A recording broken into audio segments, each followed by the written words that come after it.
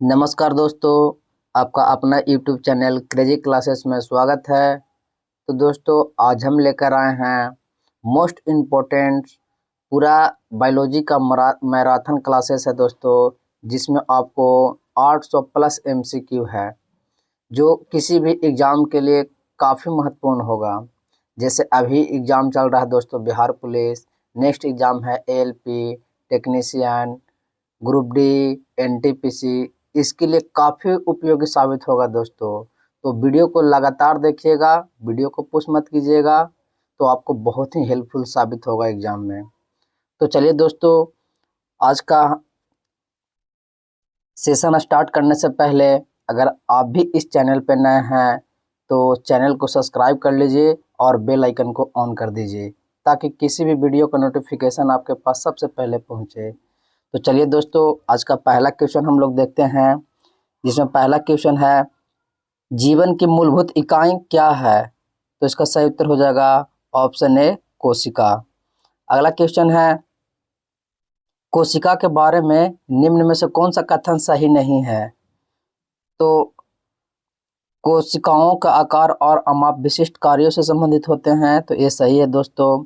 कुछ कोशिकाओं को बदलते आकार होते हैं, ये भी सही है। कहता प्रत्येक कोशिका में निष्पादन की अपनी क्षमता होती है, ये भी सही है। कहता सभी देह ऊतकों में एक ही प्रकार की कोशिकाएं विद्यमान होती है, ये गलती है दोस्तों। इसलिए इसका राइट आंसर हो जाएगा ऑप्शन डी।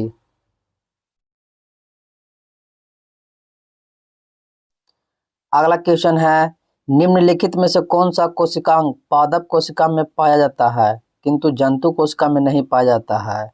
तो इसका सही उत्तर हो जाएगा ऑप्शन ए, क्लोरोप्लास्ट। अगला क्वेश्चन है, कोशिका का जीवित अंश जीव द्रव क्या कहलाता है?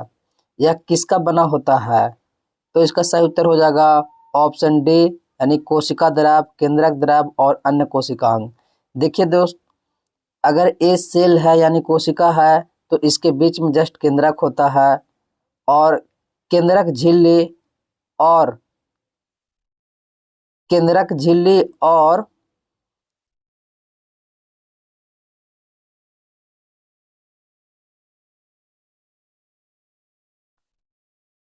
जैसे एक कोशिका है दोस्तों, तो इसके बीच में पाया जाएगा केंद्रक, और कोशिका झिल्ली और केंद्रक, यानी कोशिका झिल्ली और केंद्रक के बीच में जो पाया जाता है उसको कोशिका द्रव हम लोग बोलते हैं, और केंद्रक के अंदर जो द्रव पाया जाता है, तरल पदार्थ पाया जाता है, उसको केंद्रक द्रव बोलते हैं, और ये दोनों को हम लोग सम्मिलित रूप को ही बोलते हैं जीव द्रव। तो आइए दोस्तों, अगला क्वेश्चन है, 80% से अधिक कोशिका में पाए जाने वाला पदार्थ क्या है? तो इसका सही उत्तर हो जाएगा ऑप्शन डी, यानी जल। अगला है, निम्नलिखित में से किन कोशिकाओं में नाभिक नहीं होता है? तो इसका सही उत्तर हो जाएगा ऑप्शन बी, लाल रक्त कोशिका यानी आरबीसी, रेड ब्लड सेल। अगला क्वेश्चन है, निम्न में से कौन से कोशिकाओं को आत्मघाती बैग कहा जाता है, यानी सुसाइड बैग कहा जाता है? तो इसका सही उत्तर हो जाएगा ऑप्शन ए, लाइसोसोम। अगला क्वेश्चन है, निम्नलिखित कोशिका अंगकों में कौन सा एक अर्धपारगम है? तो इसका सही उत्तर हो जाएगा ऑप्शन ए, यानी कोशिका झिल्ली। दोस्तों, कोशिका झिल्ली बनी होती है लिपिड और प्रोटीन की, और कोशिका भित्ति जो होता है वो पारगम होता है।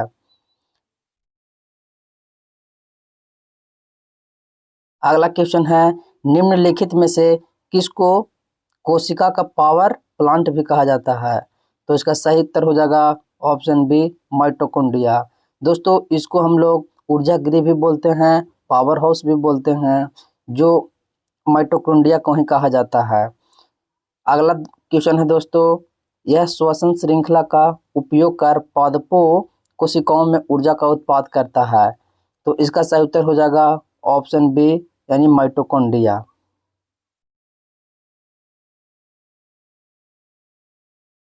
अगला क्वेश्चन है, मानव शरीर में मौजूद निम्नलिखित कोशिकाओं में से किसमें माइटोकॉन्ड्रिया नहीं पाया जाता है? तो इसका सही उत्तर हो जाएगा ऑप्शन ए, यानी लाल रक्त कोशिका, जिसको हम लोग आरबीसी भी बोलते हैं, रेड ब्लड सेल। और इसमें माइटोकॉन्ड्रिया नहीं पाया जाता है।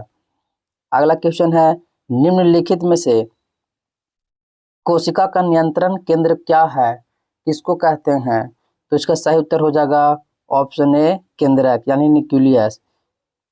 जो केंद्रक की खोज किया है रॉबर्ट ब्राउन 1831 ईस्वी में। अगला क्वेश्चन है दोस्तों, निम्नलिखित की कोशिका सूक्ष्म जीवित कोशिका है। तो इसका सही उत्तर हो जाएगा ऑप्शन सी माइकोप्लाज्म गैलीसेप्टिकम होता है। अगला क्वेश्चन है, डीएनए का संबंध जिन अतिमूल प्रोटीन से है उसे क्या कहते हैं? तो उसका सही उत्तर हो जाएगा दोस्तों ऑप्शन बी हिस्टोन।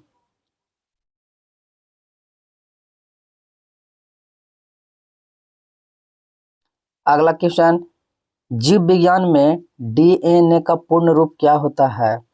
तो डीएनए का पूर्ण रूप होता है डिऑक्सी राइबोज न्यूक्लिक एसिड, यानी इसका ऑप्शन ए सही हो जाएगा, डिऑक्सी राइबोज न्यूक्लिक एसिड यानी अम्ल। अगला क्वेश्चन है दोस्तों, डीएनए की पॉलीन्यूक्लियोटाइड श्रृंखला में क्या समाविष्ट होता है? तो इसका सही उत्तर हो जाएगा ऑप्शन ए यानी एक नाइट्रोजनी क्षारक, डिऑक्सी शक्कर और फास्फेट होता है।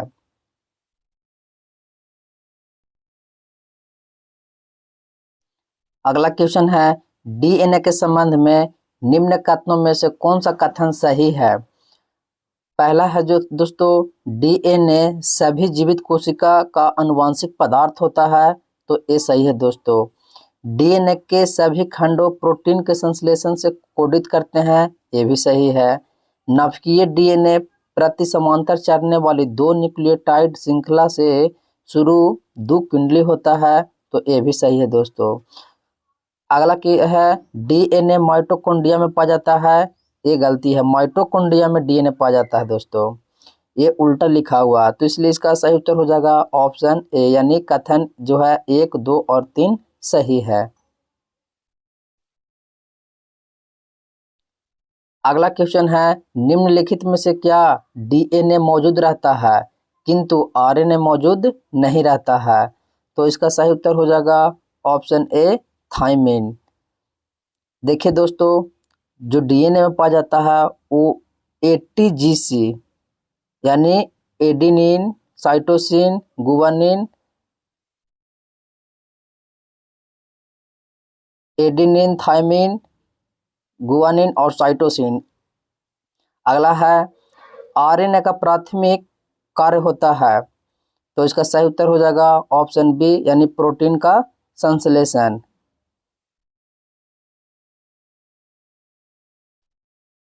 राइबोसोम होते हैं, तो इसका सही उत्तर हो जाएगा ऑप्शन बी यानी आरएनए। अगला है, आनुवांशिक यूनिट अर्थात जीन होते हैं, तो ये गुणसूत्रों में पाए जाते हैं दोस्तों, इसका सही उत्तर हो जाएगा ऑप्शन डी। अगर पूछेगा कि आनुवांशिक पदार्थ कौन है तो डीएनए, और पूछेगा कि आनुवांशिक इकाई कौन है तो जीन होगा। अगला है, डीएनए का द्विसूत्री संरचना का पता लगाया था, तो इसका सही उत्तर हो जाएगा option B Watson and Crick ने।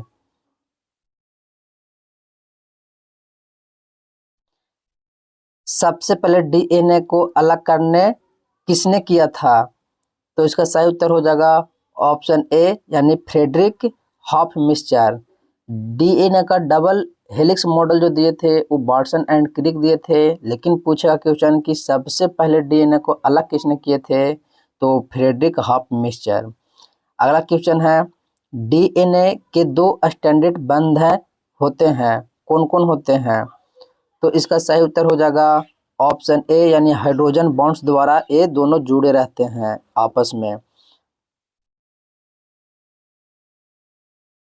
अगला है, डीएनए एक के तंतुगुच्छ से आरएनए के आनुवंशिक सूचना के प्रतिरूपण की प्रक्रिया को क्या कहलाती है? तो इसका सही उत्तर हो जाएगा ऑप्शन बी यानी अनुलेखन। अगला क्वेश्चन है, प्रयोगशाला में सर्वप्रथम डीएनए का संश्लेषण किसने किया था? तो इसका सही उत्तर हो जाएगा ऑप्शन बी यानी खुराना।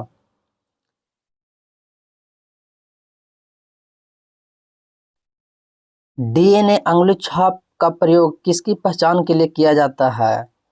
तो माता पिता के लिए, कि बलात्कारी के लिए, कि चोर के लिए, कि सभी के लिए? तो दोस्तों डीएनए का छाप जो होता है इस सभी के लिए पहचान के लिए किया जाता है। तो इसका सही उत्तर हो जाएगा ऑप्शन डी यानी उपयुक्त में से सभी।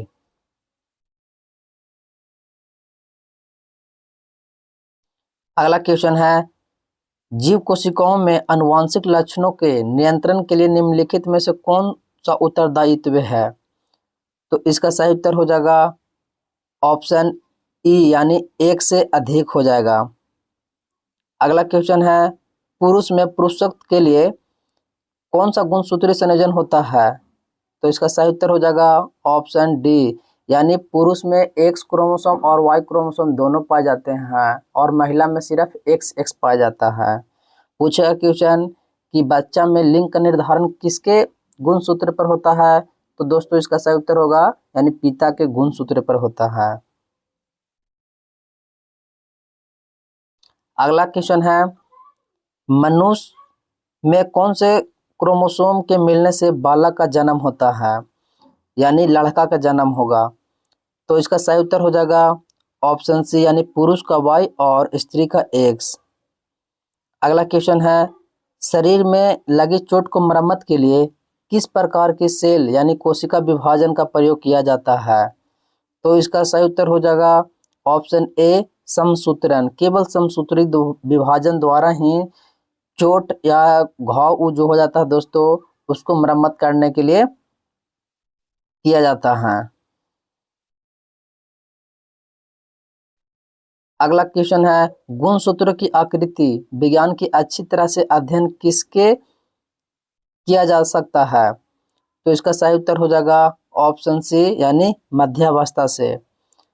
अगला है, विषाणु में निम्नलिखित में से कौन सी एक विशेषता नहीं है?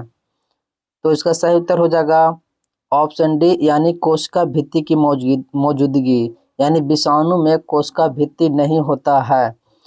और ये सही है दोस्तों कि डीएनए और आरएनए मौजूदगी रहता है और परपोषी होता है।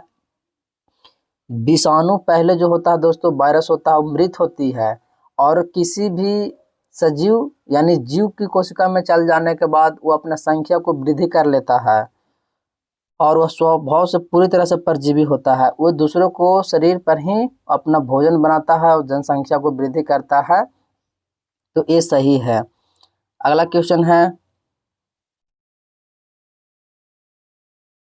विषाणु में होते हैं तो इसका सही उत्तर हो जाएगा ऑप्शन डी या तो आरएनए और या तो डीएनए, ये दो गुण में से कोई एक होंगे।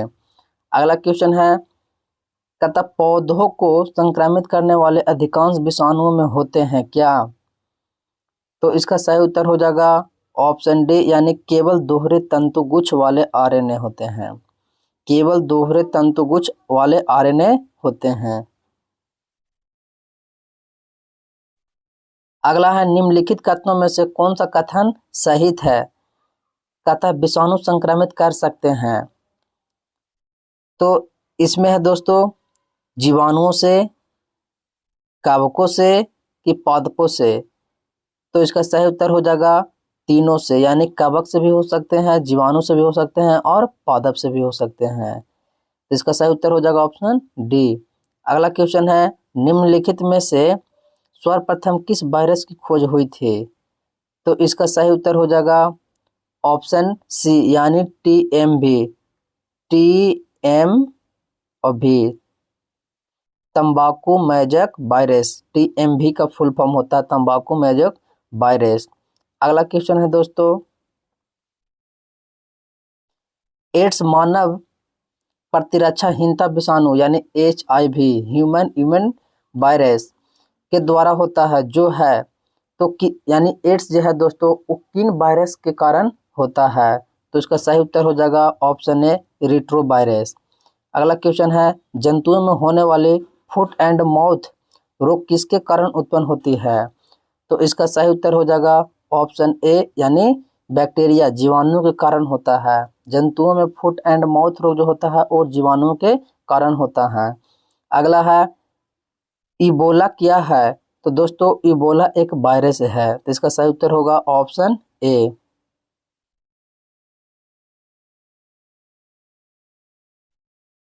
अगला क्वेश्चन है दूध के दही के रूप में जमने का क्या कारण है? तो इसका सही उत्तर हो जाएगा ऑप्शन सी लैक्टोबैसिलस जीवाणु के कारण होता है। अब दूध से दही बनना जो कौन क्रिया है दोस्तों? तो रासायनिक क्रिया है। अगला क्वेश्चन है रासायनिक परिवर्तन है। तो अगला क्वेश्चन निम्नलिखित में से कौन सा नाइट्रोजन फिक्सिंग बैक्टीरिया है? तो इसका सही उत्तर हो जाएगा ऑप्शन बी यानी rhizobium. Rhizobium nitrogen fixing bacteria कौन है दोस्तों? तो राइजोबियम।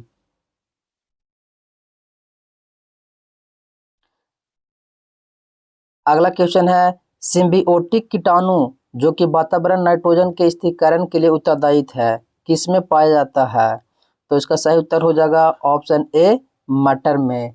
यानी राइजोबियम जीवाणु जो होते हैं दोस्तों वो किसी भी दलहनी पौधे के जड़ों में पाए जाते हैं। अगला क्वेश्चन है फलीदार पादपों की जड़ों में उपस्थित गांठों में पाए जाने वाले नत्रजन स्थिरीकरण जीवाणु हैं। तो इसका सही उत्तर हो जाएगा ऑप्शन सी यानी सहजीवी।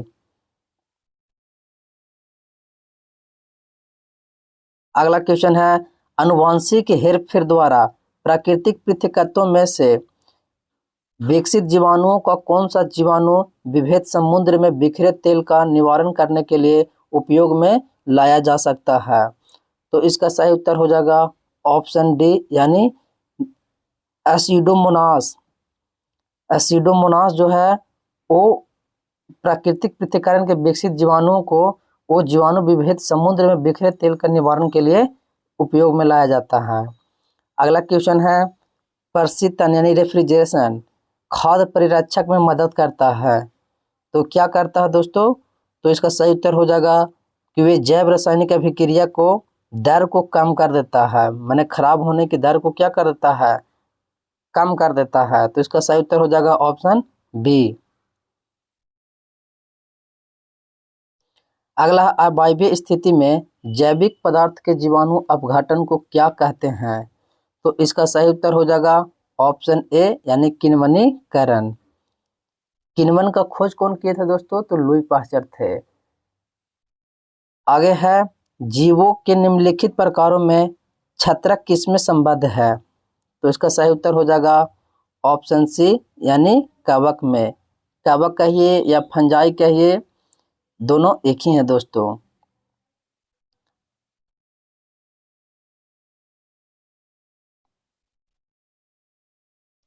अगला क्वेश्चन है सामान्य खाद्य छत्रक यानी मशरूम क्या है? तो इसका सही उत्तर हो जाएगा ऑप्शन सी यानी कसका ठस ठस भरे कवक जाल। कसका ठस ठस भरे कवक जाल जो होते हैं वो मशरूम होते हैं। अगला क्वेश्चन है ईस्ट मिलाने पर गूथे हुए आटे के उठने का क्या कारण है? तो इसका सही उत्तर हो जाएगा ऑप्शन डी यानी कार्बन डाइऑक्साइड गैस का निमोचन। जैसे ईस्ट में होता है दोस्तों कि अगर गूथे आटे को छोड़ देते हैं कुछ देरी तो वो फूलने लगता है, तो कार्बन डाइऑक्साइड गैस के कारण ऐसा होता है। अगला क्वेश्चन है ईस्ट एक है ब्रायोफाइटा है, कवक है, शैवाल है या जीवाणु है? तो ईस्ट एक कवक है दोस्तों। तो इसका सही उत्तर हो जाएगा ऑप्शन बी। अगला क्वेश्चन है ब्रेड बनाने में इस्तेमाल किए जाने वाला खमीर होता है। तो इसका सही उत्तर होगा ऑप्शन ए यानी किण्वन के लिए उत्प्रेरक के रूप में कार्य करता है। ब्रेड बनाने में किसका उपयोग किया जाता है दोस्तों? तो किण्वन के लिए उत्प्रेरक के रूप में कार्य करता है। अगला क्वेश्चन है निम्न में से किसे बडिंग के माध्यम से तैयार किया जाता है? तो इसका सही उत्तर हो जाएगा ऑप्शन सी यानी ईस्ट।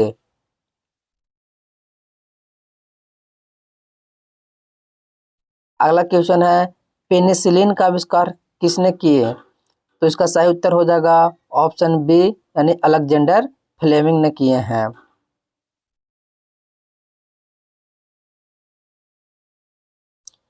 अगला क्वेश्चन है, प्रतिजीव पेनिसिलिन किससे प्राप्त होता है? तो इसका सही उत्तर हो जाएगा ऑप्शन सी यानी कवक से। अगला है, एल्फा विष किससे बनते हैं? तो इसका सही उत्तर हो जाएगा ऑप्शन ए कवक से। कवक की खोज किसने किए थे दोस्तों? तो अलेक्जेंडर फ्लेमिंग। अगला क्वेश्चन है, खुजली का रोग स्केबिज के कारण निम्नलिखित में से कौन सा होता है? तो इसका सही उत्तर हो जाएगा ऑप्शन बी यानी कवक के द्वारा होता है स्केबिज। अगला क्वेश्चन है, लाइकेन जो एक नग्न चट्टान पर भी पारिस्थितिकी अनुक्रम को प्रारंभ करने में सक्षम है, वो वास्तव में किनके सहजीवी सहचर हैं, मतलब किनके बीच की कड़ी है? तो इसका सही उत्तर हो जाएगा ऑप्शन बी यानी कि शैवाल और कवक, यानी कवक और शैवाल के कड़ी एक तरफ से माना जाता है लाइकेन को। अगला क्वेश्चन है दोस्तों,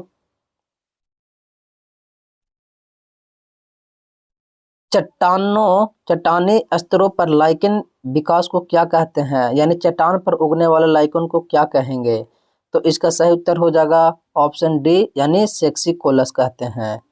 अगला है, लिटमस अम्ल क्षार सूचक प्राप्त होते हैं किससे, यानी कि लिटमस के जो पत्र होते हैं वो किससे प्राप्त होते हैं? तो इसका सही उत्तर हो जाएगा ऑप्शन बी लाइकेन से।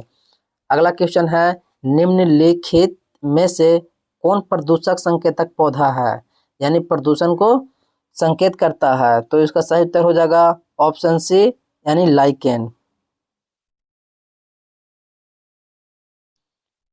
अगला है, आयोडीन किससे प्राप्त होती है? तो इसका सही उत्तर हो जाएगा ऑप्शन बी लेमिनेरिया किस्म के घास है, जो दोस्तों समुद्री खरपतवार उसको कहते हैं, यानी समुद्र में होता है, लेमिनेरिया किस्म के घास है, उससे हम लोग को आयोडीन प्राप्त होता है। अगला है, सवाल विज्ञान यानी एनालॉजी एल्गोलॉजी सॉरी दोस्तों एल्गोलॉजी किसका अध्ययन है? तो सवाल विज्ञान है सवाल का अध्ययन। इसका सही उत्तर हो जाएगा ऑप्शन बी। अगला है, निम्नलिखित में से कौन सा स्वपोषित है? यानी स्वपोषित कहने का मतलब है दोस्तों कि जो अपना भोजन होता है वो खुद से बनाता है। तो इसका सही उत्तर हो जाएगा ऑप्शन बी यानी शैवाल, यानी फोटोसिंथेसिस का जो कार्य होता है वो खुद से करता है। अगला है, निम्नलिखित में से किसे सामान्यतः पॉड सिल्क कहा जाता है? तो इसका सही उत्तर हो जाएगा ऑप्शन डी स्पाइरोगाइरा। अगला है, सवाल के फैलने का क्या कारण है, यानी फैलता जो है उसे क्या कहते हैं? तो इसका सही उत्तर हो जाएगा ऑप्शन सी सुपोषण। अगला है, निम्न में से किसमें प्रमुख चरण इग्बोभिद है? तो इसका सही उत्तर हो जाएगा ऑप्शन ए ब्रायोफाइटा।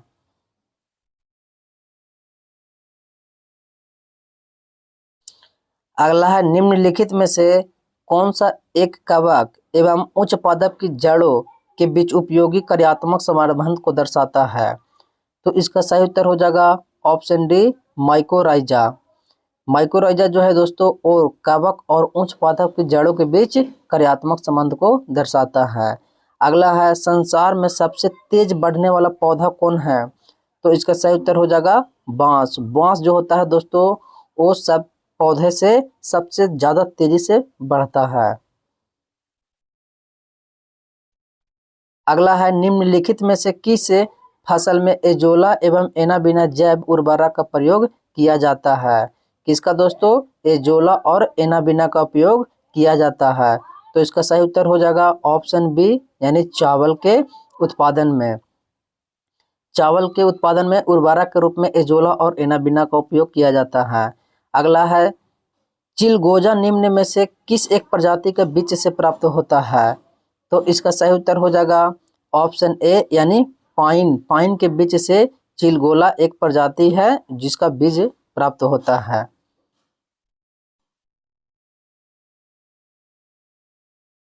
अगला है, सबसे लंबा जीवित वृक्ष है?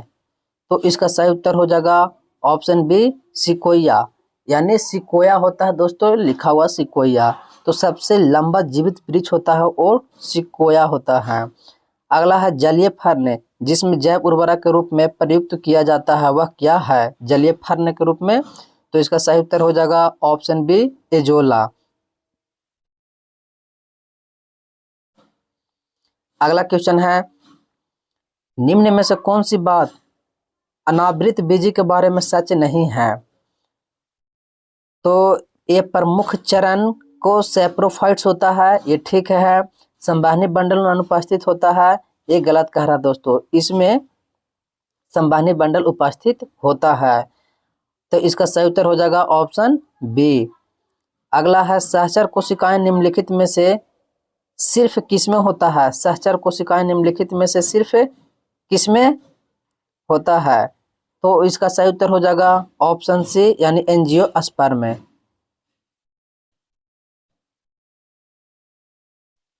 अगला है, दालों पादपों के इस कुल से प्राप्त होती है, माने दालों पादपों जो है वो किस कुल से प्राप्त होती है? तो इसका सही उत्तर हो जाएगा ऑप्शन सी, लिग्मिनोसी। लिग्मिनोसी एक कुल है दोस्तों, उससे दालों पादपों प्राप्त होता है। अगला है, किस पौधे का वैज्ञानिक नाम सोलेनम ट्यूबरोसम है?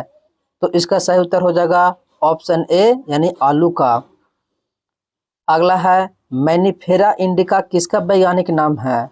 तो इसका सही उत्तर हो जाएगा ऑप्शन बी, यानी आम का वैज्ञानिक नाम मैनीफेरा इंडिका होता है।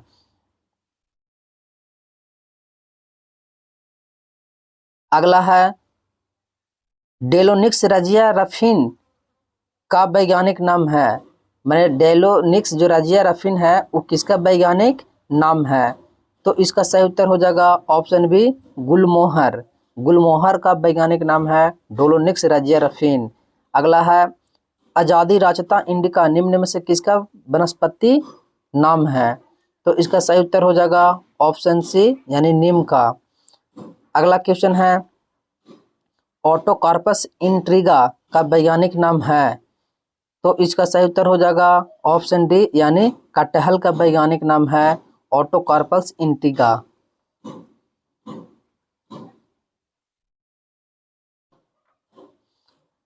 कुछ जड़ें जिन्हें खाली स्थान कहा जाता है, वे मूल के अलावा किसी अन्य अंग से उत्पन्न होती है। तो इसका सही उत्तर हो जाएगा ऑप्शन बी, आकस्मिक जड़ें, यानी कहीं भी जड़ वो अपना बना लेते हैं, जड़े के अपेक्षा कहीं तना से कहीं पत्ती से बना लेते हैं। अगला क्वेश्चन है, जड़ आवरण किसमें प्राप्त होता है? तो इसका सही उत्तर हो जाएगा ऑप्शन बी, कैलीपेट्रोजन। कैलीपेट्रोजन से जड़ आवरण प्राप्त होता है। अगला है, मूली किसका एक उदाहरण है? तो इसका सही उत्तर हो जाएगा ऑप्शन बी, यानी जड़।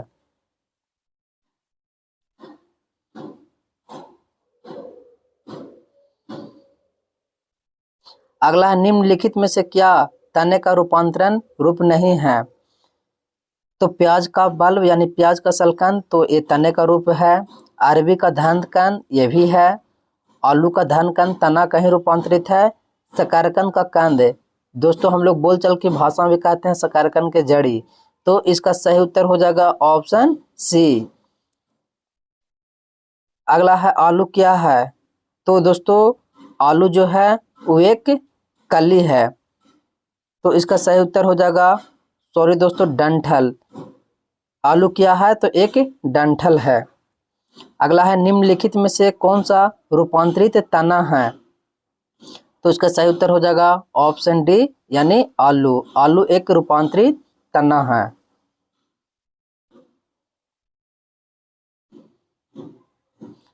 खाना बनाने एवं स्वाद हेतु प्रयोग किए जाने वाले अदरक एक राइजोम है जो कैसे बढ़ता है, यानी किस रूप में बढ़ता है, जड़ में, तना में या पत्ती में? तो इसका सही उत्तर हो जाएगा ऑप्शन ए, भूमिगत तना।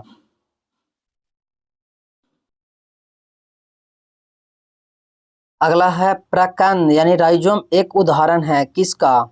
तो इसका सही उत्तर हो जाएगा ऑप्शन डी, अदरक का। कहता है, हल्बी पौधे इस भाग से प्राप्त होता है, यानी हल्बी पौधे जो होते हैं, हल्बी की जगह यहाँ हल्दी होगा दोस्तों, मिस्टेक हो गया, मिसप्रिंट हो गया है। हल्दी पौधे किस भाग से प्राप्त होती है?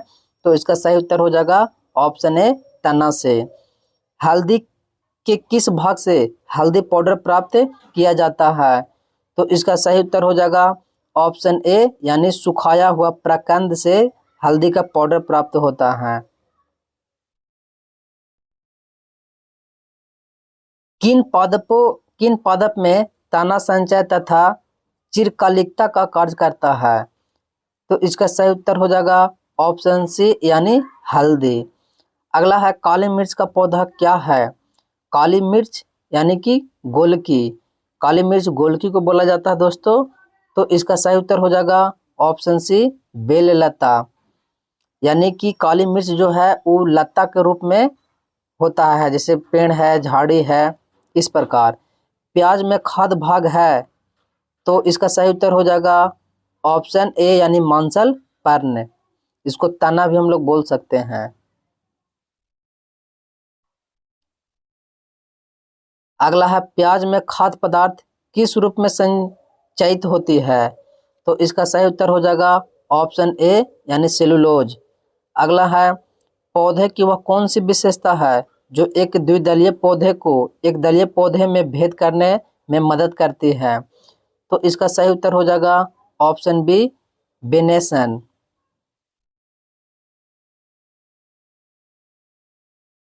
एक पत्ती है जहां पत्रकों की रचना केंद्रीय सिरा के आसपास होती है, तो इसका सही उत्तर हो जाएगा ऑप्शन ए पिनेल्टी संयुक्त पत्ती, पिनेटली संयुक्त पत्ती, पिनेटली संयुक्त पत्ती। अगला है दोस्तों एक अक्ष या तने पर पत्तियों की व्यवस्था को क्या कहा जाता है? तो इसका सही उत्तर हो जाएगा ऑप्शन ए फाइलोटैक्सी, फाइलोटैक्सी कहा जाता है।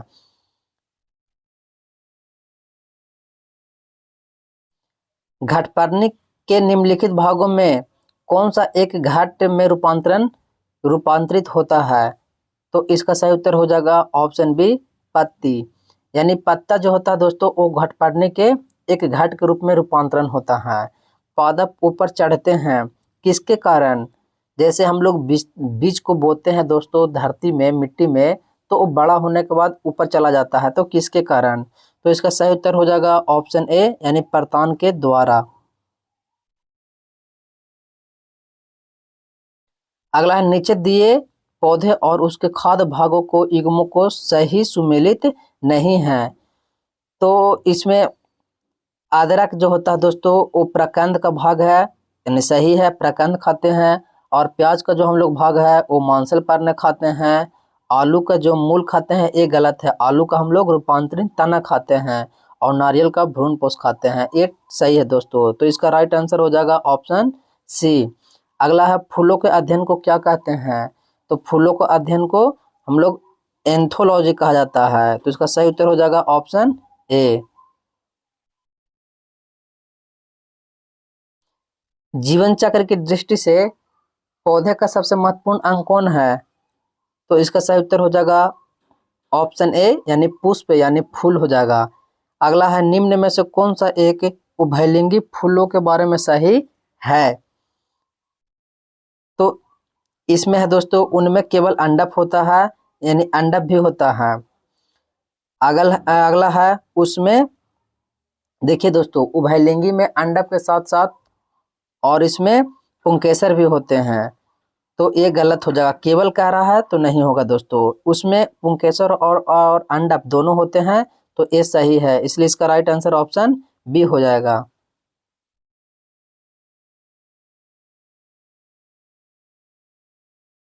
फूलगोभी के पौधे का उपयोगी भाग कौन सा है? तो इसका सही उत्तर हो जाएगा ऑप्शन सी यानी ताजा फूल समूह यानी ताजा पुष्प समूह हो जाएगा।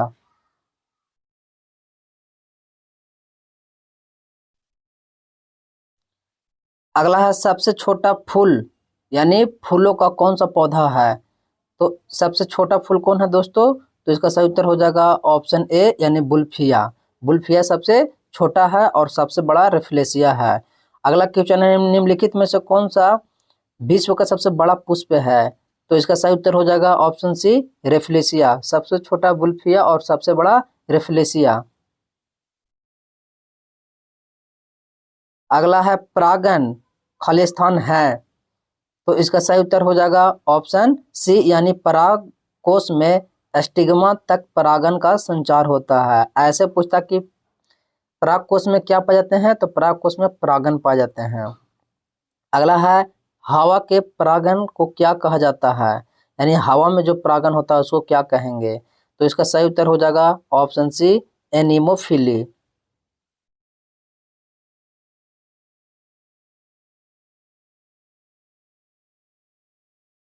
अगला क्वेश्चन है पक्षियों द्वारा की जाने वाली परागन की प्रक्रिया को किस नाम से जाना जाता है, तो पक्षी हम लोग इसका सही उत्तर करेंगे दोस्तों, तो ऑप्शन डी हो जाएगा अर्निथोफिली। अगर पूछेगा कि पक्षियों का अध्ययन किसे कहेंगे, तो अर्निथोलॉजी होता है। अगला क्वेश्चन है आभासी फल यानी फॉल्स फ्रूट का एक उदाहरण है, तो इसका सही उत्तर हो जाएगा ऑप्शन ए यानी सेब। अगला है फलों का वह प्रकार जिसमें लीची को रखा जा सकता है वह है क्या, तो इसका सही उत्तर हो जाएगा ऑप्शन सी यानी नट। हम लोग लीची को किस वर्ग में रखते हैं दोस्तों, तो नट में।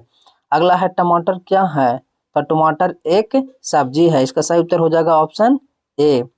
अगला है वह एक संग्रहित फल है, वह एक संग्रहित फल है, तो इसका सही उत्तर हो जाएगा ऑप्शन ए शहतूत।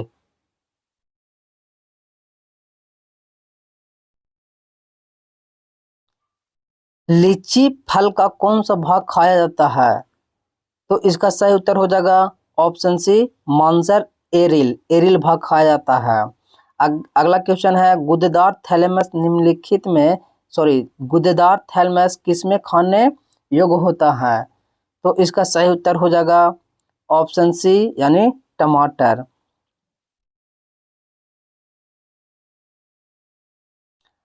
अगला है पुष्पी पौधे के बीज किसमें निर्मित होते हैं, तो इसका सही उत्तर हो जाएगा ऑप्शन सी बीजपत्र में।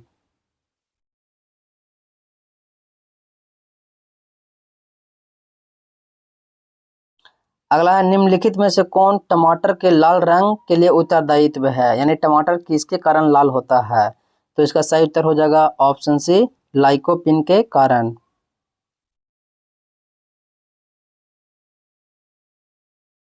अगला है गाजर का रंग किसकी मौजूदगी के कारण ऐसा होता है, तो इसका सही उत्तर हो जाएगा ऑप्शन डी कैरोटीन। गाजर का रंग कैरोटीन के कारण होता है। अगला है पपीते में पीले रंग का कारण क्या है, तो इसका सही उत्तर हो जाएगा ऑप्शन सी कैरिका जेंथिन। अगला है मिर्च का तीक्ष्णता का कारण है, तो इसका सही उत्तर हो जाएगा कैप्सेसिन के कारण। इसका right answer option B capsaicin की उपस्थिति के कारण होता है। अगला है सिंकोना का कौन सा भाग औषधि देता है, तो इसका सही उत्तर हो जाएगा ऑप्शन सी यानी छाल। अगला क्वेश्चन है दोस्तों लुप्तप्राय भारतीय औषधि पौधा यानी प्रजाति कौन है, मैंने जो अब तक लुप्त प्राप्त है यानी खत्म होने के कगार पर है, तो इसका सही उत्तर हो जाएगा ऑप्शन डी यानी तुलसी। अगला है धनिया में उपयोगी अंश क्या है, यानी धनिया का हम लोग क्या खाते हैं, तो दोस्तों धनिया का हम लोग पत्ती भी खाते हैं और धनिया का हम लोग उसका यानी सूखे फल को भी खाते हैं, तो इसका सही उत्तर हो जाएगा ऑप्शन सी यानी पत्ता और सूखे फल को। अगला है अफीम पोस्ता पौधे के किस भाग से प्राप्त की जाती है, तो इसका सही उत्तर हो जाएगा ऑप्शन सी अधपके फल से। इस पेड़ की छाल मसाले के रूप में प्रयोग की जाती है, यानी किस पेड़ की छाल को हम लोग मसाला के रूप में उपयोग करते हैं, तो इसका सही उत्तर हो जाएगा ऑप्शन ए दालचीनी। जो दोस्तों दालचीनी बहुत लोग को पता नहीं होगा, तो गरम मसाला में जो लकड़ी के छाल जैसा होता है उसी को हम लोग दालचीनी बोलते हैं। अगला है केसर मसाला बनाने के लिए पौधे के कौन सा भाग का उपयोग में लाया जाता है, तो इसका सही उत्तर हो जाएगा ऑप्शन डी यानी वर्तिकाग्र का। केसर का हम लोग वर्तिकाग्र का उपयोग करते हैं। अगला निम्नलिखित में से कौन सा पदार्थ रेशा के तनों से प्राप्त होता है, तो इसका सही उत्तर हो जाएगा ऑप्शन सी सनई। अगला निम्न रेशों में से किन पौधे के तने का उत्पादन नहीं है, यानी तना से प्राप्त नहीं होता है। तो इसका सही उत्तर हो जाएगा दोस्तों ऑप्शन डी यानी कपास। दोस्तों कपास जो होता है वो बीज से निकलता है, तना से नहीं निकलता है, जिसको रुई हम लोग बोल देते हैं बोलचाल की भाषा में। लौंग किससे प्राप्त होता है?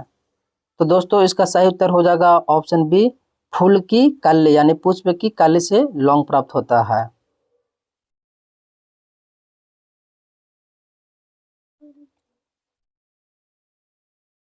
अगला है अफीम प्राप्त किया जाता है किससे? तो इसका सही उत्तर हो जाएगा ऑप्शन सी, बिना पके फल के लेटेक्स से। अफीम प्राप्त होता है बिना पके फल के लेटेक्स से। अगला है क्रिकेट के बल्ले बनाने के लिए निम्नलिखित में से किस से लकड़ी का प्रयोग किया जाता है? तो इसका सही उत्तर हो जाएगा ऑप्शन ए यानी सेलिकस परप्यूरिया के लकड़ी से हम लोग को बैट जो होता है यानी बल्ले का बनाया जाता है।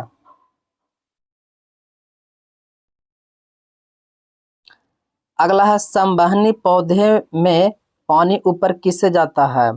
संवहनी पौधे में पानी ऊपर किससे जाता है? तो इसका सही उत्तर हो जाएगा ऑप्शन डी, जाइलम टिश्यू से। यानी जाइलम मूत्र के कारण जल और खनिज लवण पेड़ पौधा के जड़ से पत्ती तक जाता है, और भोज्य पदार्थ जो होता है दोस्तों वो फ्लोएम के द्वारा पत्ती से सभी भागों तक पहुंचाया जाता है। अगला क्वेश्चन है पौधे में जाइलम की उपस्थिति से निम्नलिखित में से क्या होता है? तो इसका सही उत्तर हो जाएगा ऑप्शन ए यानी जल का वहन होता है। अगला है पौधे में फ्लोएम मुख्यतः उत्तरदायित्व है, मैंने फ्लोएम के काम क्या है? तो भोजन को फैला देना। याद करिएगा फ्लोएम के काम है भोजन को फैला देना। तो इसका सही उत्तर हो जाएगा ऑप्शन ए, आहार के वहन के लिए, मैंने आहार को एक स्थान से दूसरे स्थान तक भेजना।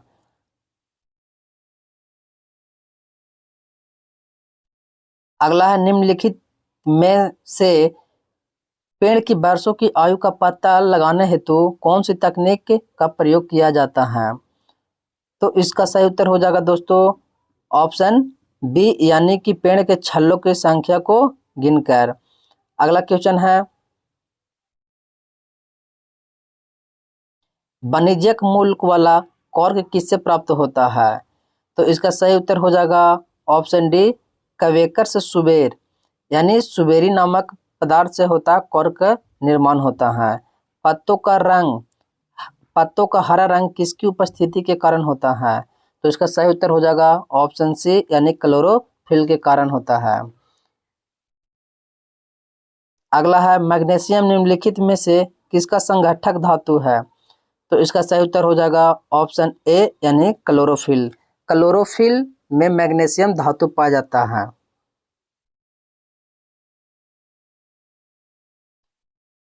पौधे में क्लोरोफिल बनाने के लिए कौन सा तत्व सहायक है? तो इसका सही उत्तर हो जाएगा ऑप्शन बी, मैग्नीशियम। हरे रंग का पदार्थ जो पौधे में प्रकाश संश्लेषण करता है वह निम्नलिखित में कौन है? तो इसका सही उत्तर हो जाएगा ऑप्शन ए यानी क्लोरोफिल। दोस्तों पेड़ पौधा में जो फोटोसिंथेसिस होता है वो क्लोरोफिल के कारण ही होता है।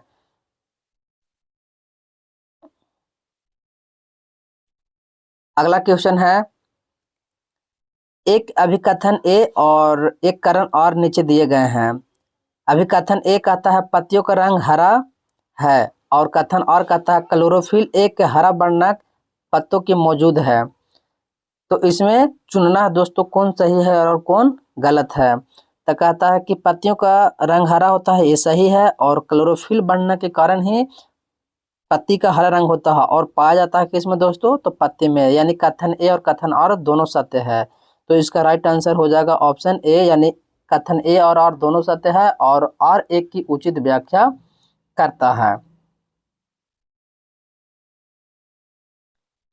अगला क्वेश्चन है पौधे व पेड़ों का खाना तैयार करने के लिए कौन सी प्रक्रिया कहलाती है?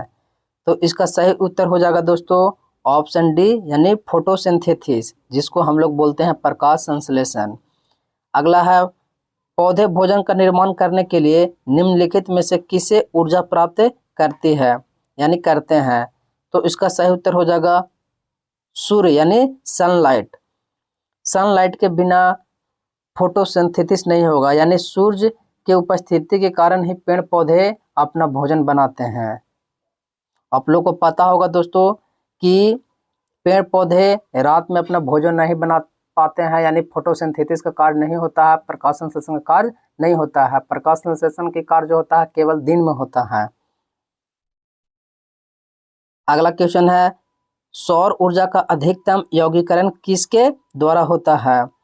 तो इसका सही उत्तर हो जाएगा ऑप्शन डी, हरे पौधे।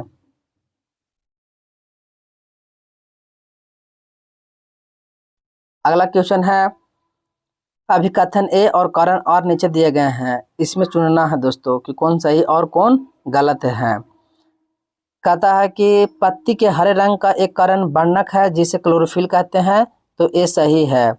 अगला का क्वेश्चन है, कहता प्रकाश संश्लेषण एक प्रक्रिया है जो प्रकाश को ऊर्जा को रासायनिक यानी प्रकाश ऊर्जा को रासायनिक ऊर्जा में बदलती है यानी परिवर्तित करती है, तो सही है दोस्तों। यानी कथन ए और आर दोनों सही है और आर ए की उचित व्याख्या नहीं करती है।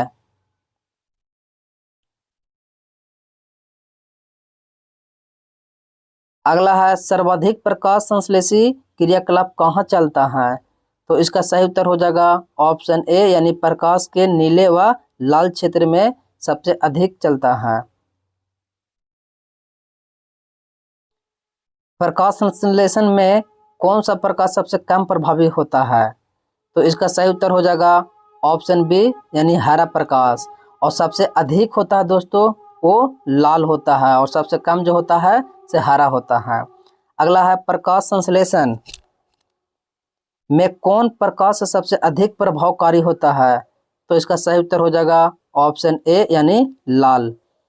अगला है, प्रकाश संश्लेषण होता है, तो इसका सही उत्तर हो जाएगा ऑप्शन सी, क्लोरोप्लास्ट में।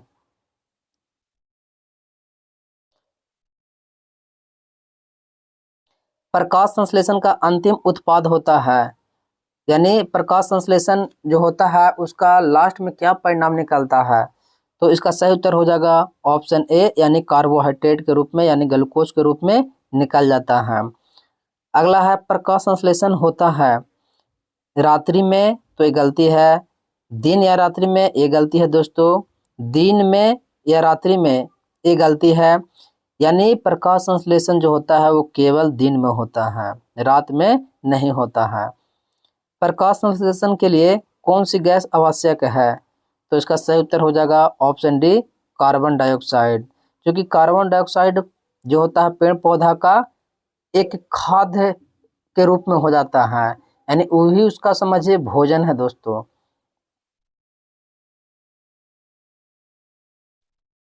अगला है, निम्नलिखित में से कौन सी प्रक्रिया कार्बन डाइऑक्साइड वातावरण को हटाती है? तो इसका सही उत्तर हो जाएगा ऑप्शन ए, प्रकाश संश्लेषण, फोटोसिंथेसिस।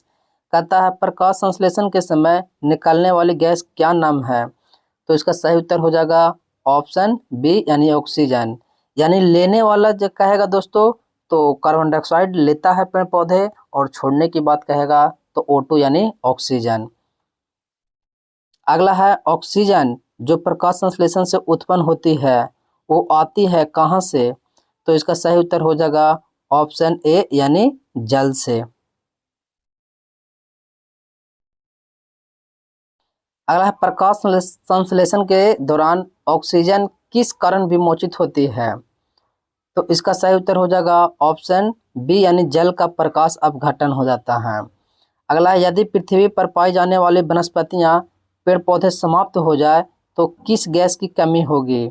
तो इसका सही उत्तर हो जाएगा ऑप्शन सी, यानी ऑक्सीजन। हम लोग जानते हैं दोस्तों कि वातावरण में मौजूद कार्बन डाइऑक्साइड को पेड़ पौधा लेता है और प्रकाश संश्लेषण के दौरान हम लोग को ऑक्सीजन देता है।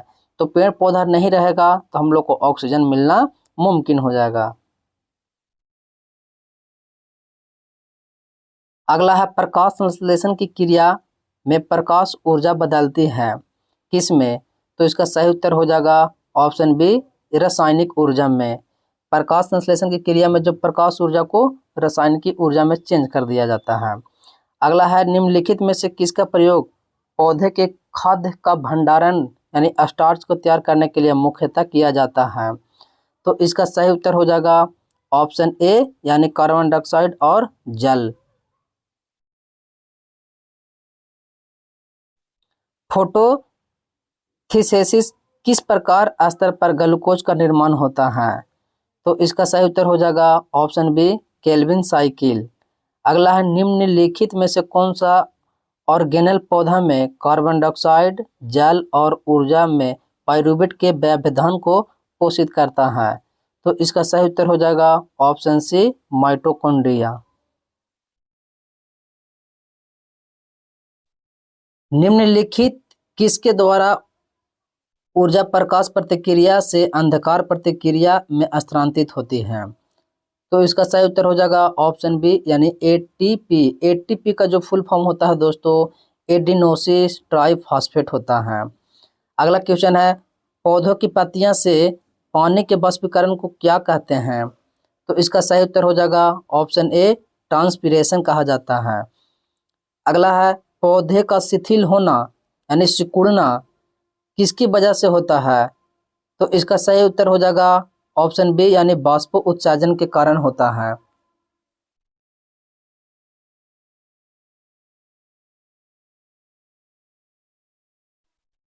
अगला क्वेश्चन है वाष्प उत्सर्जन के लिए पौधे की निम्नलिखित संरचना में से कौन जिम्मेदार है? यानी वाष्प उत्सर्जन पौधे के किस भाग से होता है?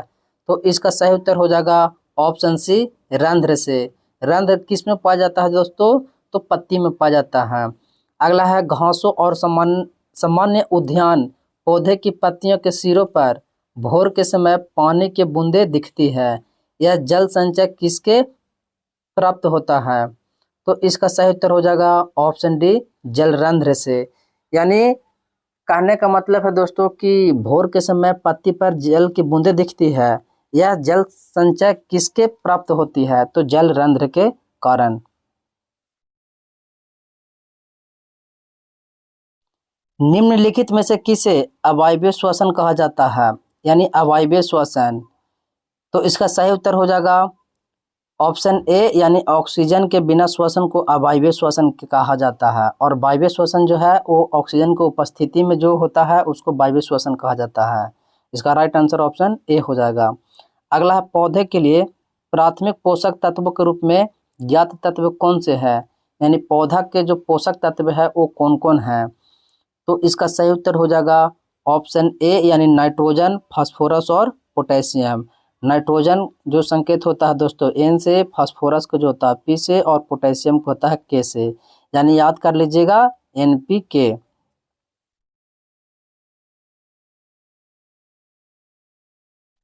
निम्नलिखित में से कौन सा तत्व पौधे के विकास के लिए आवश्यक नहीं है? यानी पौधे के विकास के लिए आवश्यक नहीं है। तो इसका सही उत्तर हो जाएगा ऑप्शन ए यानी सोडियम। दोस्तों पोटेशियम है वो काम देता है बढ़ने के लिए पौधे को, मैग्नीशियम भी और कैल्शियम भी, लेकिन सोडियम का विकास के लिए आवश्यक नहीं है। कहता है अगला क्वेश्चन जिस रूप में पौधे नाइट्रोजन प्राप्त करते हैं वह क्या होता है? मैंने किस रूप में पौधे जो होते हैं नाइट्रोजन प्राप्त करते हैं? तो इसका सही उत्तर हो जाएगा ऑप्शन बी नाइट्रेट के रूप में लेते हैं। अगला है निम्नलिखित में से कौन सी फसल मृदा को नाइट्रोजन से भरपूर कर देती है? तो इसका सही उत्तर हो जाएगा ऑप्शन डी यानी मटर।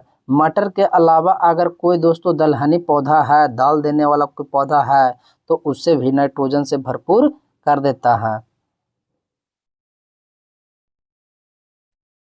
अगला है कौन से पौधों में नाइट्रोजन स्थिरीकरण की क्षमता होती है? तो इसका सही उत्तर हो जाएगा ऑप्शन सी यानी चना और अन्य दलहन। अभी जस्ट बताएं दोस्तों कि कोई भी दाल देने वाला फसल होता है उससे नाइट्रोजन स्थिरीकरण की क्षमता उसमें होता है। अगला है ऑक्सैनोमीटर का प्रयोग करते हैं किस लिए? तो इसका सही उत्तर हो जाएगा ऑप्शन बी यानी वृद्धि मापने के लिए किया जाता है। अगला दोस्तों निम्नलिखित में से कौन सा पौधा हार्मोन नहीं है? तो साइटोकाइनिन जो होता है से दोस्तों पादप में पाया जाता है, एथिलीन जो होता है से पादप में पाया जाता है, जिब्रेलिन जो होता है से पादप में होता है, इंसुलिन जो होता है दोस्तों मानव में पाया जाता है। तो इसका सही उत्तर हो जाएगा ऑप्शन सी।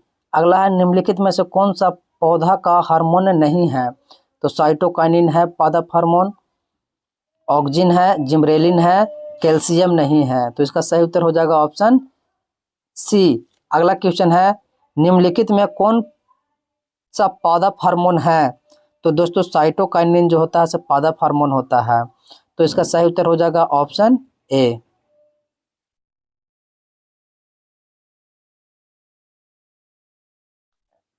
अगला है निम्नलिखित में से कौन सा एक रसायन सामान्यतः किसानों द्वारा खरपतवार को नष्ट करने के लिए प्रयुक्त किया जाता है? तो इसका सही उत्तर हो जाएगा ऑप्शन डी 2 और 4D जो होता है उसे खरपतवार को नष्ट करने वाला एक रसायन है जिसका उपयोग किसान भाई करते हैं। अगला है बौने पौधे को किसके अनुप्रयोग से लंबा किया जाता है? तो इसका सही उत्तर हो जाएगा ऑप्शन सी यानी साइटोकाइनिन। साइटोकाइनिन जो है एक तरफ से हार्मोन है, वो बौने पौधे को लंबा कर दिया जाता है।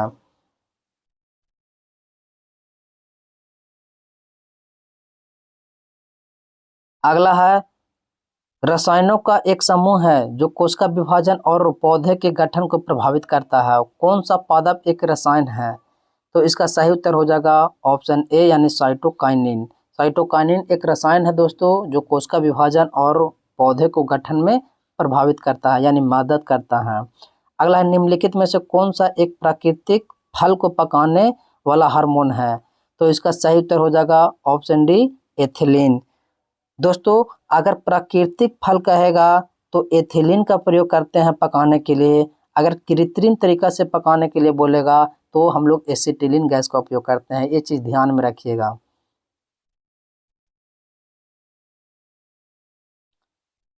अगला है पादप वर्धन नियंत्रक भिन्न रासायनिक संरचनाओं के छोटे साधारण अणु होते हैं, ये क्या कहलाते हैं? तो इसका सही उत्तर हो जाएगा ऑप्शन बी एंडोल यौगिक, एडेनिन, व्युत्पन्न, कैरोटीनॉइड और टर्पिन कहा जाता है। इसका राइट आंसर हो जाएगा ऑप्शन बी। अगला है गन्ने का लाल सड़ांध यानी गन्ने का जो लाल बीच में जो गन्ना कितारी में जो लाल हो जाता है वो किसके कारण बनती है? तो इसका सही उत्तर हो जाएगा दोस्तों ऑप्शन ए कैलेटोट्राइटिकम फैल्केटम। इसके कारण गन्ना का जो तना होता है वो लाल सड़ जाता है। अगला है पौधे का अर्ध पतन रोग किसके कारण होता है? तो इसका सही उत्तर हो जाएगा पिथियम डिबेरियनम के कारण जो होता है वो पिथियम डिबेरियनम के कारण पौधे का अर्ध पतन रोग हो जाता है। करनाल बंट एक बीमारी है। करनाल बंट एक बीमारी है, वो किस में पाया जाता है? तो इसका सही उत्तर हो जाएगा दोस्तों ऑप्शन डी गेहूं में। पूछा गेहूं में हो जाता है। अगला क्वेश्चन है पौधे में व्हाइट बड रोग किसकी कमी से हो जाता है? तो इसका सही उत्तर हो जाएगा जिंक यानी जस्ता जिसका संकेत होता है Zn यानी जिंक की कमी के कारण पौधे में व्हाइट बड रोग हो जाता है। अगला क्वेश्चन है धान का खैरा रोग किस तत्व की कमी से हो जाता है? तो इसका सही उत्तर हो जाएगा ऑप्शन सी यानी जिंक के कारण होता है, Zn के कारण होता है।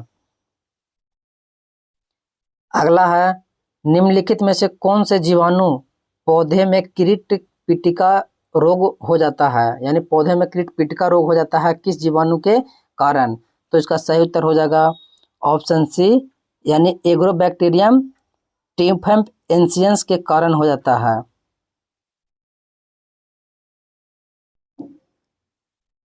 अगला क्वेश्चन है निम्नलिखित में से कौन एक सुमेलित नहीं है? तो इसका सही उत्तर हो जाएगा ऑप्शन ए यानी धान हरित बल। अगला क्वेश्चन है इकोलॉजी शब्द की रचना किसने की थी? तो इसका सही उत्तर हो जाएगा ऑप्शन ए अगस्ट हेकल ने।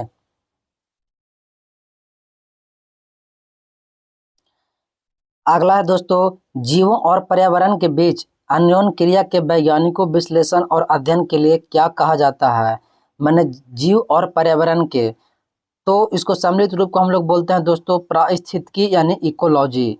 तो इसका राइट आंसर हो जाएगा ऑप्शन ए। अगला क्वेश्चन है, आसपास के वातावरण में पशुओं और पौधे के संबंध के अध्ययन को क्या कहा जाता है? तो इसका सही उत्तर हो जाएगा ऑप्शन ए पारिस्थितिकी विज्ञान यानी इकोलॉजी।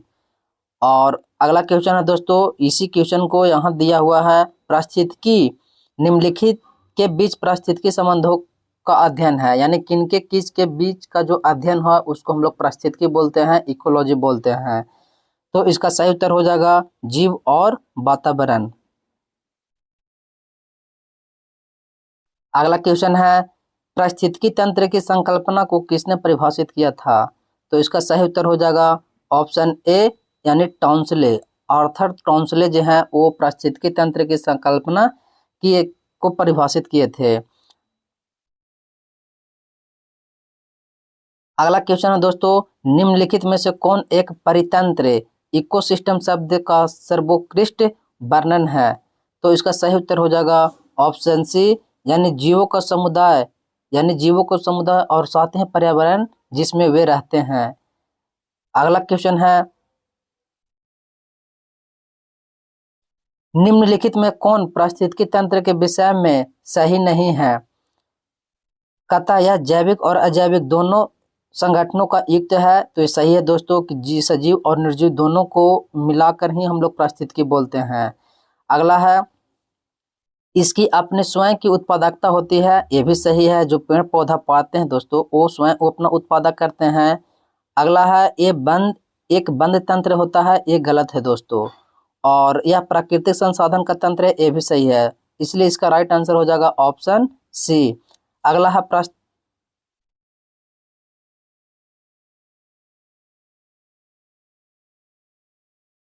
अगला क्वेश्चन है, पारिस्थितिकी तंत्र के दो घटक होते हैं, कौन कौन?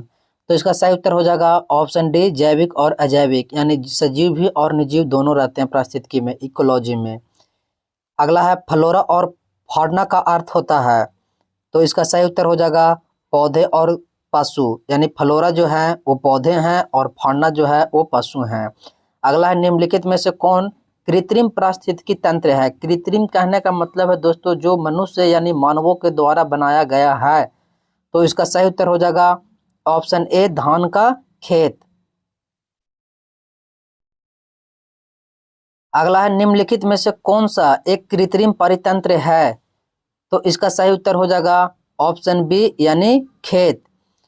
अगला है, एक कृत्रिम पारिस्थितिकी तंत्र निरूपित किया जाता है।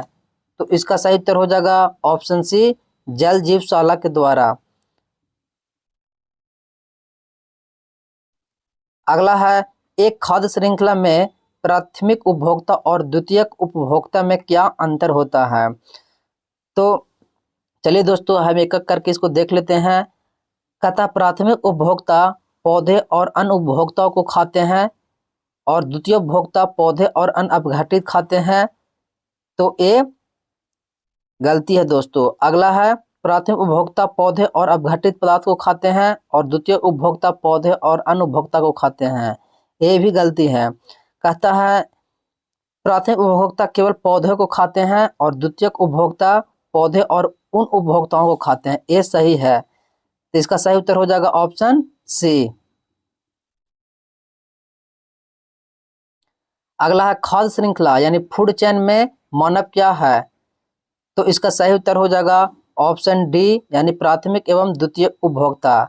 दोस्तों प्राथमिक उपभोक्ता वो होता है जो पेड़ पौधा को खाता है। तो हम लोग किसी का साग भी खा लेते हैं, किसी का पत्ता भी खा लेते हैं, तो हम लोग जो है प्राथमिक उपभोक्ता हैं। और कोई मांसाहारी जीव को भी हम लोग ग्रहण कर लेते हैं, ले लेते हैं, खा लेते हैं, तो वो भी हम लोग यानी प्राथमिक और द्वितीय उपभोक्ता दोनों है। मानव जो है सो प्राथमिक उपभोक्ता और द्वितीय उपभोक्ता दोनों है। अगला है, जब हम बकरी या भेड़ को खाते हैं तब हम क्या होते हैं? तो इसका सही उत्तर हो जाएगा ऑप्शन बी द्वितीयक उपभोक्ता। कहता निम्न में से कौन आहार श्रृंखला का निर्माण करते हैं? तो इसका सही उत्तर हो जाएगा ऑप्शन बी यानी घास को खाता है बकरी और बकरी को खा जाता है मानव। तो इसका सही उत्तर हो जाएगा ऑप्शन बी। अगला है, भोजन प्रकाश और स्थान की प्रतिस्पर्धा कहाँ पर सबसे अधिक गंभीर है? तो इसका सही उत्तर हो जाएगा ऑप्शन डी, यानी एक ही क्षेत्र में या नीच में पैदा होने वाले निकट संबंधियों प्रजाति। इसका सही उत्तर हो जाएगा ऑप्शन डी। अगला है घटती उत्पादनशीलता के क्रम में पारिस्थितिकी तंत्र में निम्नलिखित में कौन सी क्रम सही है? तो इसका सही उत्तर हो जाएगा ऑप्शन सी, मैंग्रोव, घास मैदान, झील और सागर। अगला है निम्नलिखित में से किस कार्य से पारिस्थितिकी संतुलन बिगड़ता है? तो इसका सही उत्तर हो जाएगा ऑप्शन डी, वनारोपण से। यानी दोस्तों पेड़ पौधा जितना हम लोग कम बोएंगे, वन की जनसंख्या जितना कम होगा, हम लोग का पर्यावरण का संतुलन उतना ही ज्यादा बिगड़ते चला जाएगा।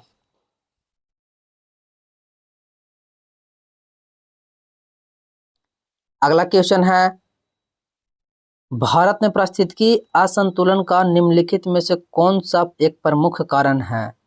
तो इसका सही उत्तर हो जाएगा ऑप्शन ए, वन उन्मूलन। अगला है ऐसा वृक्ष जो ग्रीन गोल्ड के नाम से लोकप्रिय है लेकिन जो पारिस्थितिकी की दृष्टि से अनर्थकारी है, कौन सा है? तो इसका सही उत्तर हो जाएगा option A, eucalyptus.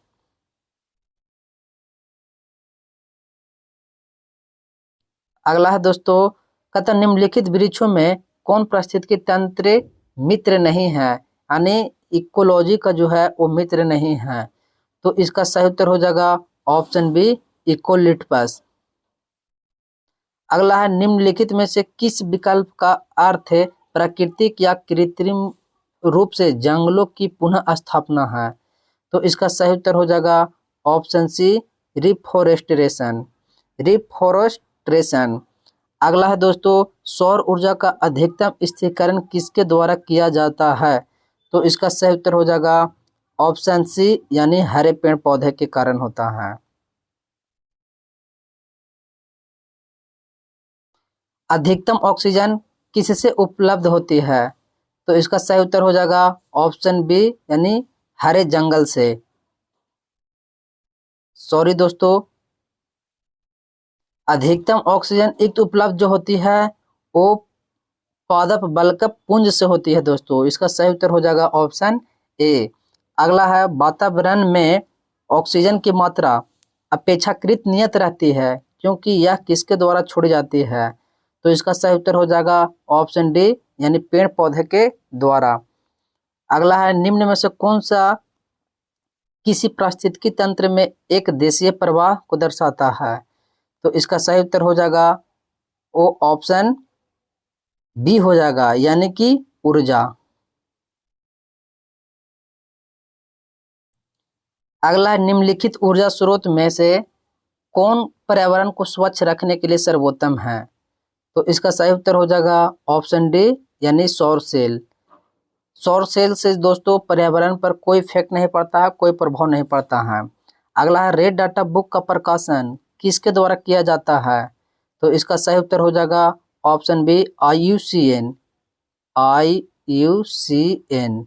Red data book जो है दोस्तों वो विलुप्त प्रजाति के जो जीव जंतु हैं उसको वो संग्रहित करता है, यानी उसका उसमें नाम रहता है रेड डाटा बुक में।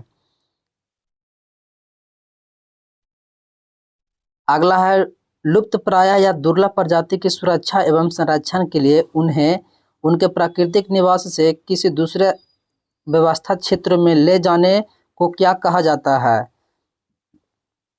तो इसका सही उत्तर हो जाएगा ऑप्शन ए, यानी एक्स सीटू संरक्षण। एक्स सीटू संरक्षण जो है दोस्तों वो लुप्त प्राय जंतुओं को एक स्थान से दूसरे स्थान तक व्यवस्था क्षेत्रों में ले जाने को कहा जाता है। अगला है निम्नलिखित में से क्या भारत में बाघों की आबादी के लिए खतरा नहीं है? तो इसका सही उत्तर हो जाएगा ऑप्शन सी, यानी वन्य जीव गलियारों का संयोजन। अगला है क्वेश्चन दोस्तों, वो कहता है जैव मंडल आरक्षित क्षेत्र का सबसे सही विवरण क्या है? तो इसका सही उत्तर हो जाएगा वो ऑप्शन सी हो जाएगा, सतत विकास का अध्ययन स्थल।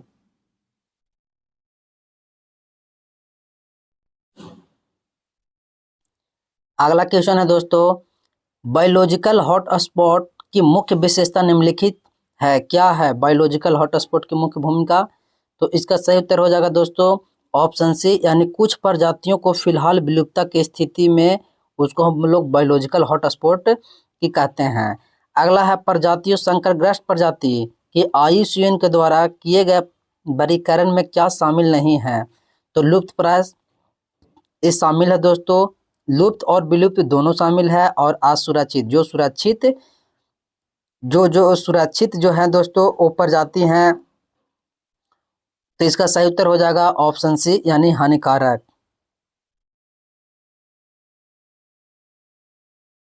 अगला है इकोटैन का अर्थ क्या होता है?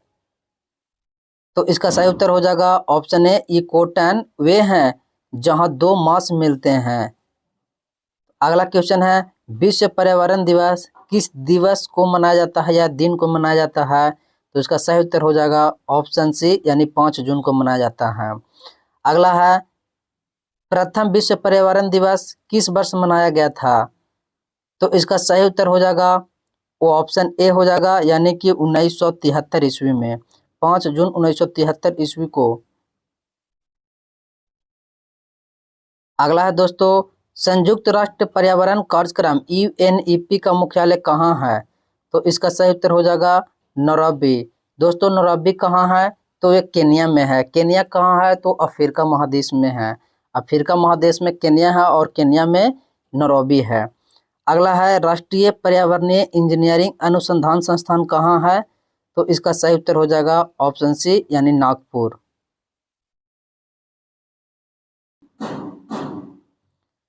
वन अनुसंधान संस्थान कहाँ है? तो इसका सही उत्तर हो जाएगा ऑप्शन सी, देहरादून। देहरादून जो उत्तराखंड का राजधानी है दोस्तों। अगला है भारतीय वनस्पतिक सर्वेक्षण का मुख्यालय कहाँ है? तो इसका सही उत्तर हो जाएगा ऑप्शन सी, यानी कोलकाता। अगला है NGT का पूरा नाम क्या है? तो इसका सही उत्तर हो जाएगा national green tribunal. National green tribunal. National green tribunal NGT एक है। तो इसका सही उत्तर हो जाएगा ऑप्शन ए, यानी फास्ट ट्रैक कोर्ट है। अगला है इको मार्क उन भारतीय उत्पादों को दिया जाता है जो क्या है, यानी इको मार्क। तो इसका सही उत्तर हो जाएगा ऑप्शन सी, यानी पर्यावरण के प्रति मैत्रीपूर्ण जो होते हैं उन्हीं को इको मार्क दिया जाता है। चिपको आंदोलन मूल रूप से किससे विरुद्ध था? तो इसका सही उत्तर हो जाएगा दोस्तों ऑप्शन सी, यानी वन की कटाई से। चिपको नारा पारिस्थितिकी अस्थायी अर्थव्यवस्था है किसने गढ़ा? तो इसका सही उत्तर हो जाएगा ऑप्शन बी, सुंदरलाल बहुगुणा। दोस्तों चिपको आंदोलन जो था ये उत्तराखंड में स्टार्ट हुआ था, जो वनों को कटाई का स्थानीय लोगों द्वारा विरोध किया गया था, जिसका प्रणेता थे सुंदरलाल बहुगुणा। अगला क्वेश्चन है पौधे जो नमक युक्त मिट्टी में उगते हैं उसे क्या कहते हैं? तो इसका सही उत्तर हो जाएगा ऑप्शन सी, यानी हेलोफाइट।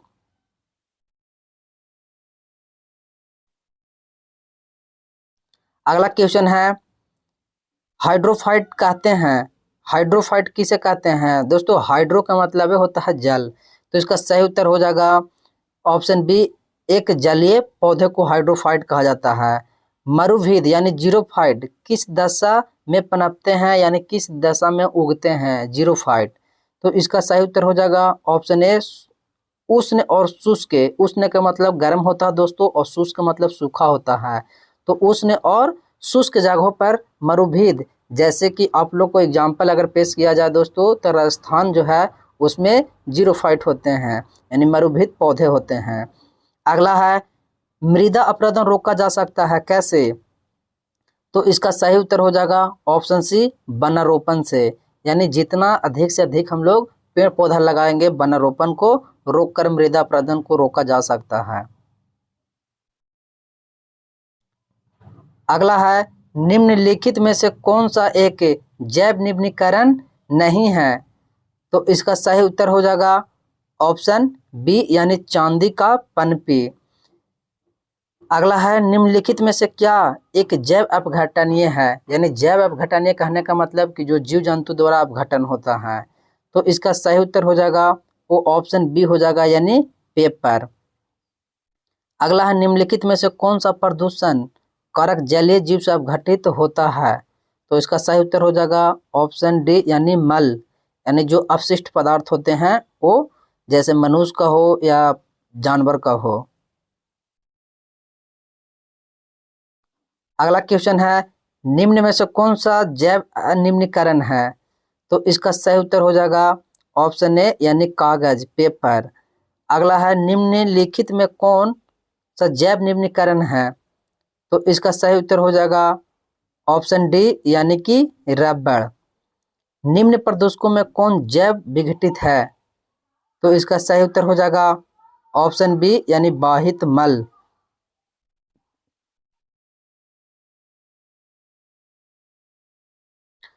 तो दोस्तों आज का सेशन हम लोग इतना ही तक रहने देते हैं, फिर हम नेक्स्ट वीडियो लेकर आएंगे। तो दोस्तों वीडियो कैसा लगा है आप लोग कमेंट में ज़रूर बताएं, और वीडियो अच्छा लगा है तो लाइक करें और शेयर करें और चैनल को ज़रूर से ज़रूर सब्सक्राइब करें। तो दोस्तों फिर हम अगले वीडियो में लेकर आएंगे जिसमें हम आप लोग को 250 यानी 251 के बाद से क्वेश्चन जो है दोस्तों बचा हुआ उसको कराएंगे। इसमें बहुत सारा क्वेश्चन है, देखिए दोस्तों करीब 800 लगभग क्वेश्चन है जो हम आपको कराने वाले हैं। तो दोस्तों अगर अच्छा लगा है तो अपने दोस्तों के पास शेयर करना ज़रूर से ज़रूर कीजिएगा, भूलिएगा नहीं दोस्तों। तो चलिए दोस्तों आज के वीडियो में इतना ही, फिर मिलेंगे नेक्स्ट वीडियो में, तब तक के लिए जय हिंद।